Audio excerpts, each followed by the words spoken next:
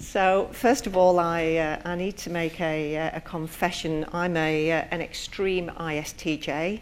So for all the ENFPs in the room, I will make this as interesting and as innovative as I possibly can, but it'll be very structured. I was looking at my presentation when I saw all the ENFPs in the room. I was looking at the presentation. I thought this is way too structured, so I'll give this my best shot. But what a fascinating presentation from Bernard. I think the segues that he's giving me into this presentation is amazing, and obviously Australia Post is going through a major transformation at this moment in time. So it was great, really, listening to Bernard and some of the opportunities that we have as organisations over the next decade. And again, reference to Bernard's presentation. So I'm a baby boomer, only just. I'm 1 year into the baby boomer, which is really, really annoying. I'm really a Gen X.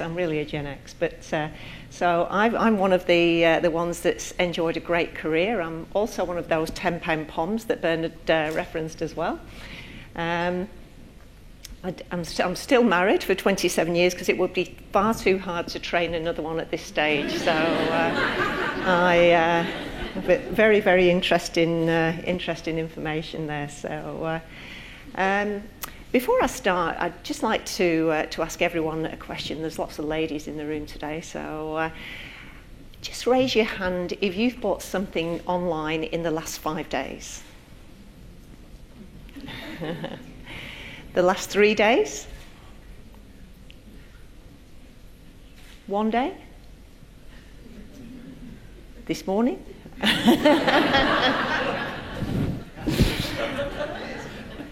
And now raise your hand if you've sent a letter in the past month. Oh, wow, fantastic. Thank you. So, a great sort of segue into Australia Post, and Australia Post is a really interesting organisation, and I guess if you look at the size and scale, and everyone has a view on Australia Post, and I'm just going to give you a little bit of sort of facts and figures about our business and our volumes and our demographics and where we are in that transformational journey. But first of all, we're a government-owned enterprise. We're a GBE. We're not funded by the government. We're a commercial organisation, and we need to make money. And when you start to look at the size and scale of our organisation, we really do have an unrivalled network in Australia. And the reason I asked you to raise your hand on the online shopping is you can imagine over the past 3-4 years in Australia, the transformation in our business, which has been driven by e-commerce and online spend. As Australians, we spend 20 billion a year online, and that's just buying physical products. We spend another 5 billion digitally, so tickets and anything digital. So 25 billion online spend, and that's really significantly changed the way that our business is structured today to how that was, I'll say 206 years ago when Australia Post first formed. And if you look around the world, there's lots of postal, obviously Post is in significant decline, and we have volumes today that we saw 20 years ago. So, and that decline is really quite significant. The saving grace for us is that the parcels volume is in massive boom. It's in real significant boom. So we're extremely fortunate that we're not just offsetting, we're actually growing at a rate of knots, which is fantastic. But you look at other organisations around the world, other postal organisations and transport organisations, and you watch how they've actually dealt with that postal decline. If you look at the Royal Mail or Deutsche Post, they've all dealt with that decline very differently. And we are behind the rest of the world in that steady decline.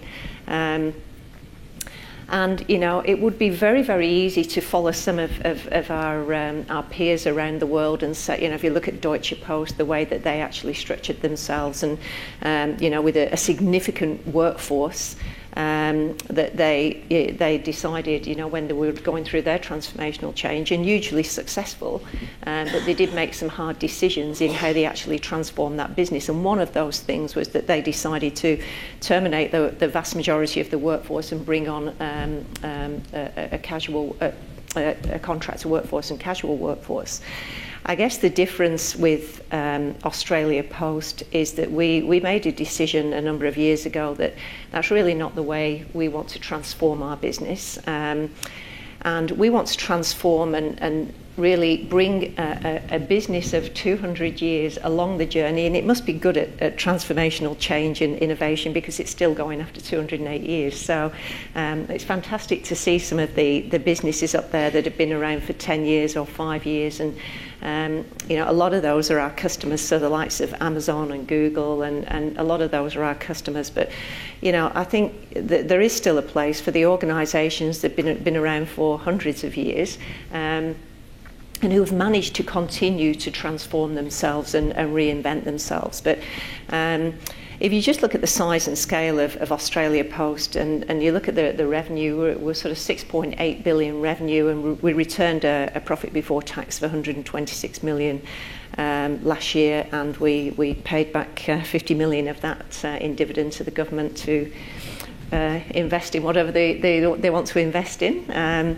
We're truly one of the few organisations in Australia that services 99.8% of Australians, and we would touch nearly every household in Australia. And we really do have an unrivaled network, whether that's if you look at the 7,000 motorcycles, 6,000 vans, you look at the 15,000 street posting boxes and 4,500 post offices. It's a huge and complex organisation, and I guess one of the challenges for us is how do we take that organisation, and if you look at our demographics, 50% of our workforce, and again it's interesting, people join organisations for different reasons nowadays, and when I joined organisations, and I know some of you joined organisations, that's what you did. You joined an organisation for the next 20 years or the next 30 years, and very, very different demographic today and very different reasons for work, as you've seen in the two previous presentations. But we have a workforce where 50% of our workforce is over 50. Nothing wrong with that. But and the average tenure is in the 20, 30 years. So once you've made a decision to transform that workforce and take that workforce along with you, then herein lies the significant challenge, and I guess the attractiveness, the EVP for a 20-year-old who really doesn't want to join an organisation for the next 20 years, and who wants flexible work and doesn't want one job, they want 5 jobs, and they want to be setting their own business up at the same time. They want flexibility, they want agility. That's a real sort of opportunity for us at Australia Post in how do we actually work through the next 3, 5, 10 years so we have a very sustainable business going forward.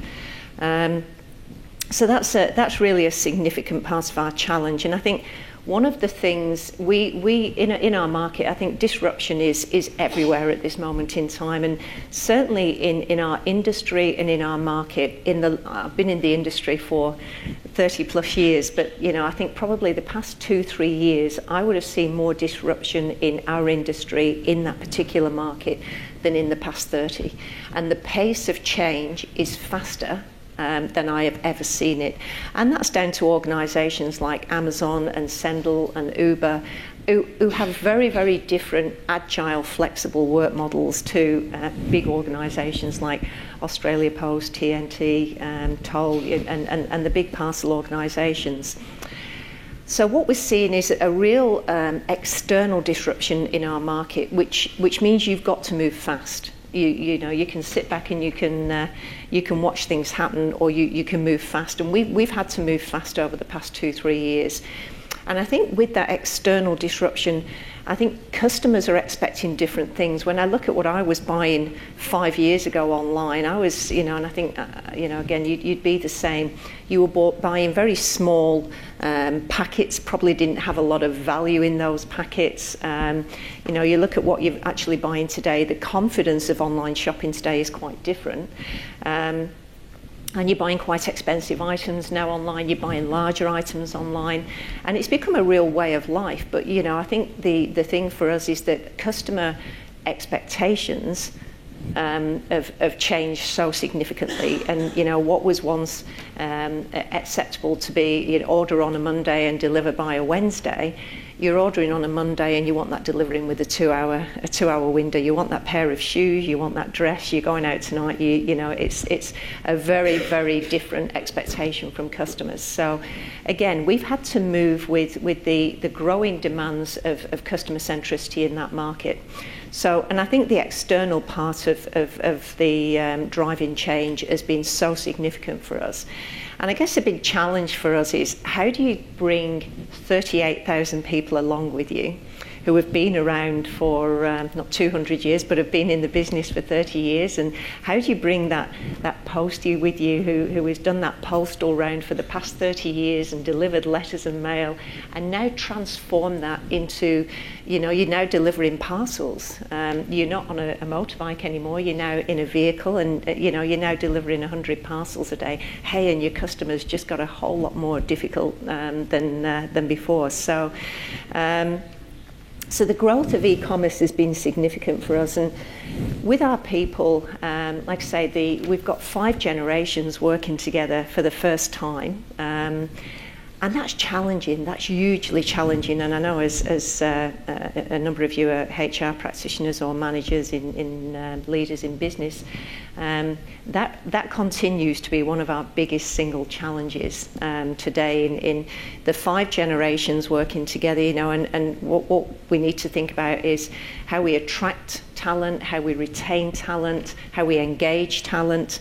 I had a CEO talking to me yesterday, and we were talking about attrition, and it was, look at this attrition, it's, you know, it's up at 12%, and I think we need to really shift our thinking as well, in that attrition, as we start to deal with millennials, attrition, you know, and people wanting to join organisations for 30 years, it's just a thing of the past. Attrition will be quite normal, and we need to shift our thinking, and a big challenge for me with the senior management team is to really shift their thinking in what was yesterday into what we need tomorrow, and what do we need to succeed and be sustainable over the next 10, 20 years with that demographic, with those generations, with our history, with the customer demands, with the external market shifting.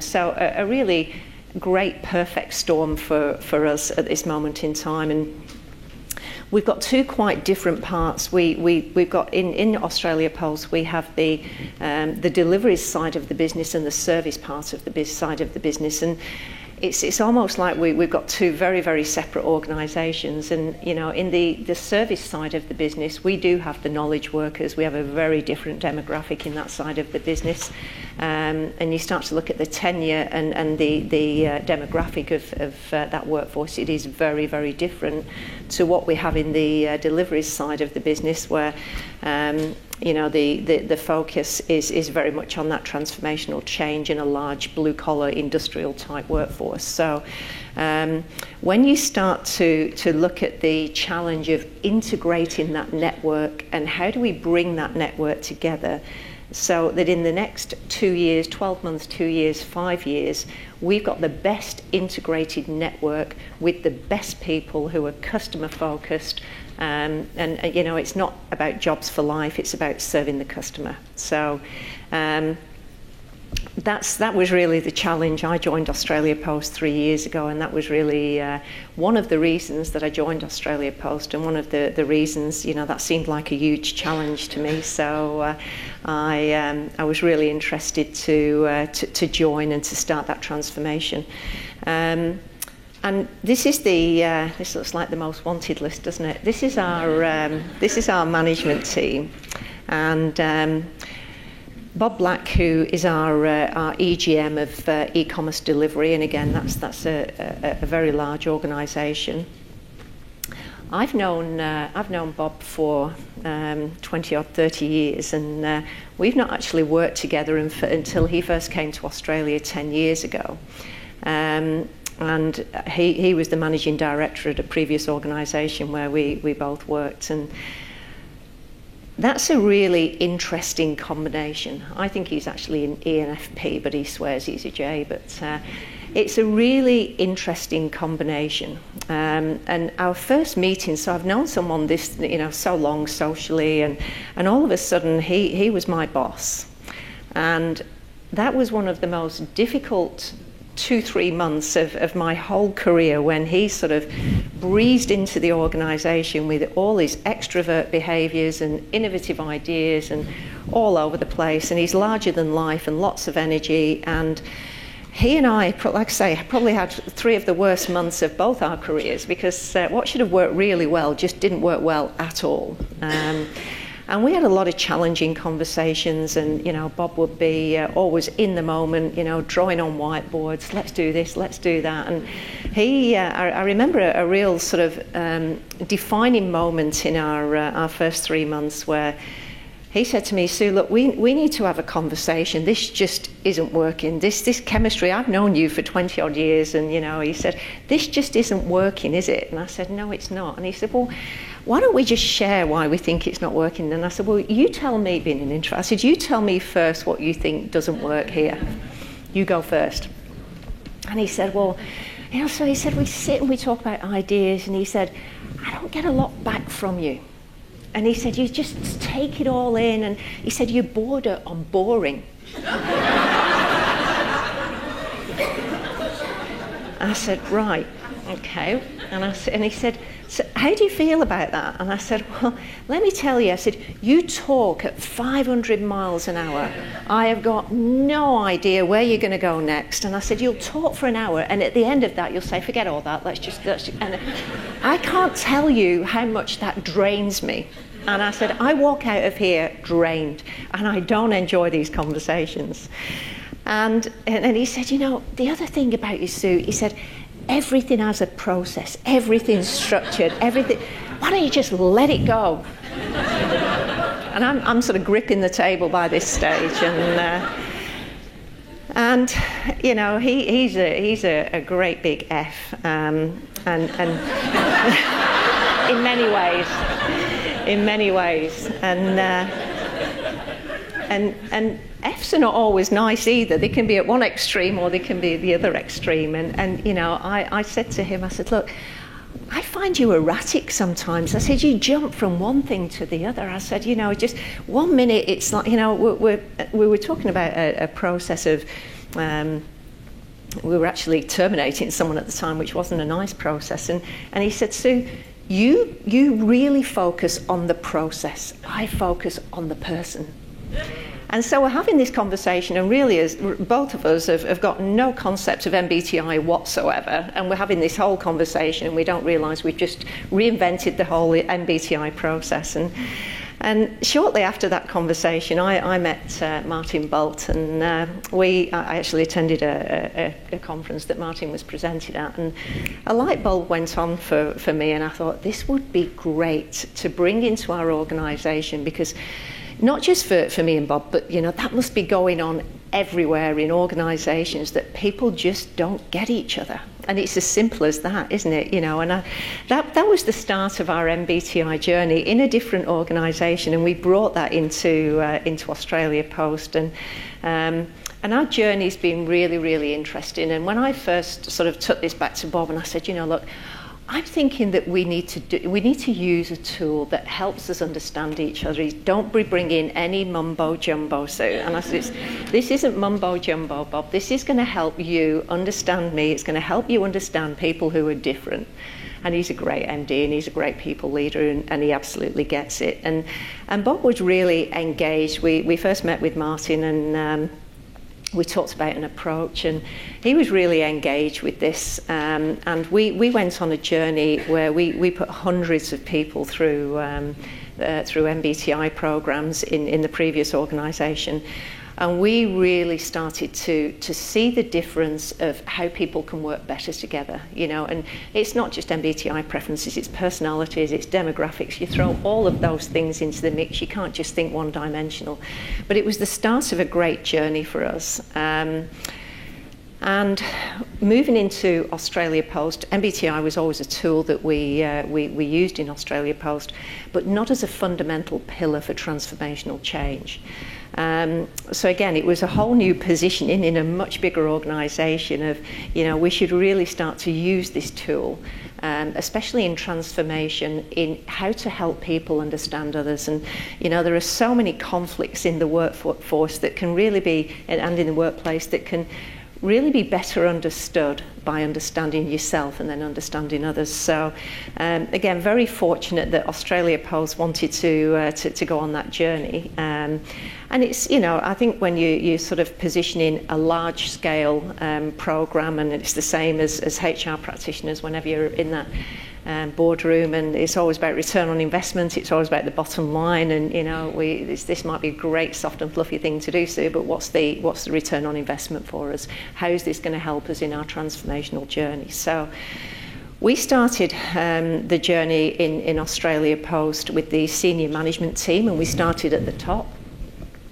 And people were, I remember, and Martin actually came and facilitated. We're up in the Hunter Valley, and Martin came and facilitated that very first session, and people were a little bit anxious as we went into that first session. I think they felt they were being a little bit psychoanalysed, and you know, you've been there, and like I say, lots of you are practitioners, so you've been there and you've done that. But we had a great day. We first of all did the MBTI assessments, but then we had a great day talking around, as a team, how do we look? And in the transformation, what are the skill sets that we really need, and the understanding of ourselves that we really need to transform this business? And a lot of big organisations are typically STJ organisations, and Australia Post is no different. It's about process, and the bigger organisations get, then obviously the more defined that becomes. And, you know, I think in startups then it's a whole lot more flexible, and it's a very different approach. But so we recognised as a senior leadership team, first of all, there are far too many extroverts in that team. Everyone's talking and no one's listening. And we had a great conversation around how to give time to introverts to speak. And I think that was probably one of the most valuable conversations that we had with that team. And I think as well, you know, the T and the F for us was a really good conversation of, as we go 30 years doing the same job, we're moving them into a whole new world. We really need to be starting to think about how, as a senior leadership team, how do we put ourselves in that position and help that transformation and help people through that journey? So we recognised as a senior leadership team that, you know, we'd got gaps. We've clearly got strengths. We're all very focused on the numbers. We're all very focused on the bottom line. But we really really recognised that we had some gaps. And that was the start of our journey. And I think, first of all, an acknowledgement from the senior leadership team, hey, this could really add some value to what we're trying to do here. It really helps me understand myself a little bit, but hey, it actually helps me understand you too. And I now know why we have difficult conversations. I now know why, you know, I'm looking at the world very differently to you. And hey, that's okay. And when I want to really bounce ideas off someone who's different to me, well, then I'll come and have a chat with you. So it was a really great day and a real defining part of our journey. And then we needed to make a decision. How do we use that? How do we take that across an organisation of 38,000 people? And that's when our journey began, and we used MBTI, and we went through the senior leadership team, then all of their direct reports, and we started that journey. We've got a few practitioners in the organisation. I am, but I don't do that very well at all, so I leave that to the experts. But we started that journey, and there were a number of things that we brought into that. But MBTI has been a real fundamental pillar for us. And, you know, I still see, you know, we still talk about the value of understanding yourself first to understand others. And over a period, we've built team codes. We've done a lot of work around high-performance environmental structure, all underpinned by our values. And the journey for us. I've picked three of our. If I could have brought them all here today and sat them on the stage, it would have been great, and you could have interviewed them yourselves. But we've come along a real interesting journey, and I've picked these three in particular because when we were first sort of saying, this is what we're doing. Oh God, what are we doing this for? This is this HR stuff. What value is this to the real business? And I asked them to do because they couldn't come today. I asked them to do a little video, and we've captured these three guys. So you've got the GM. They've probably got the biggest jobs in the Australia Post network, the sales director, the ops director, and the GM of the overall business. Fascinating little clip, and I'll share this with you for 2 seconds. But this is them talking about MBTI.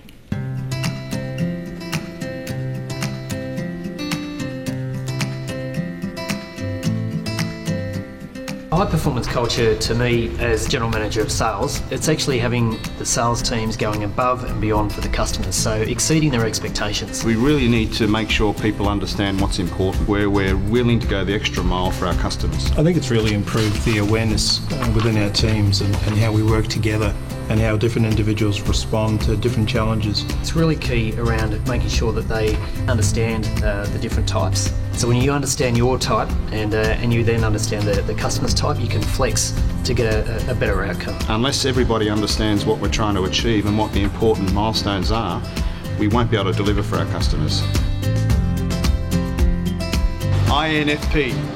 I thought I'd be an ISTJ because in operations you tend to have ISTJs. And what about the members of your team? Are they similar to you as well? My team are mainly STJs who prefer exactly the opposite. So you've had to flex quite a bit to get a better result? I've had to flex a lot, but it's really gelled us together and we really perform much better these days. I'm ENFJ because the F is probably the key part of my type in terms of managing people and just having that self-awareness and awareness of others to try and get a better outcome. ENTP. I'm swinging between the J and the P, right? In my team there's a lot of that introversion versus extroversion, and we're just trying something now in our control room where we have one individual that's managing that control room, and his job is to make that throughput happen. So we're talking 35,000 parcels an hour, and what he's able to do, he tailors his instructions and his conversations to their profiles. We see a lift, and funnily enough he's had the highest throughput in the last day shift in our major parcel facility. MBTI has really enabled us to engage much better together as a team. It's really the foundation piece of it all. Now that everyone's gone through the coaching, the training, everyone seems to be talking about it. It's really elevated the level of trust amongst the teams, and once you have trust, that's really the foundation of a great team. As an ENFJ, the most critical one for me is the F, feeling in terms of the people I manage. The N gets me in trouble sometimes. It's really helped me understand how I can better engage with my team.